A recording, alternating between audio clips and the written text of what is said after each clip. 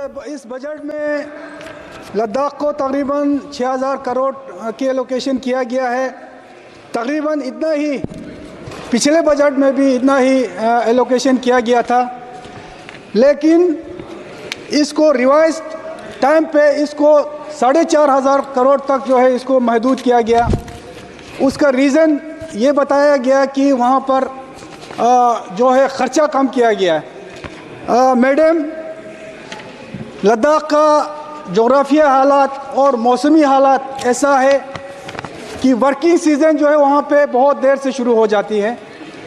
तकरीबन बारिश के बाद वहाँ पे वर्किंग सीज़न शुरू होता है और जो बजट पे जो रिव्यू किया जाता है वो सितंबर में किया जाता है वहाँ पे, और बारिश और सितंबर के बीच में बहुत कम वक्त होती है उसको ख़र्चा होने में।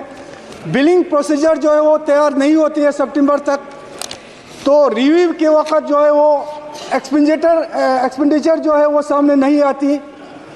ये जो इशू है मैंने ऑनरेबल फाइनेंस मिनिस्टर साहिबा के सामने भी रखा था।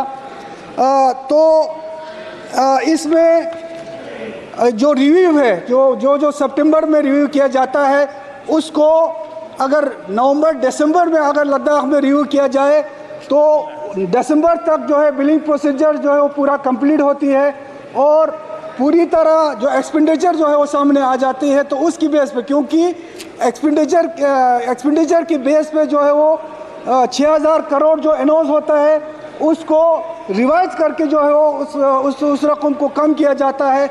अगर दिसंबर में अगर ये रिव्यू किया जाए उस वक़्त पूरी तरह जो है लद्दाख का जो एक्सपेंडिचर है वो सामने आ जाता है, तो पूरा जो बजट अनाउंस होता है वो मुकम्मल तौर पे वो वहाँ पे खर्च किया जाएगा।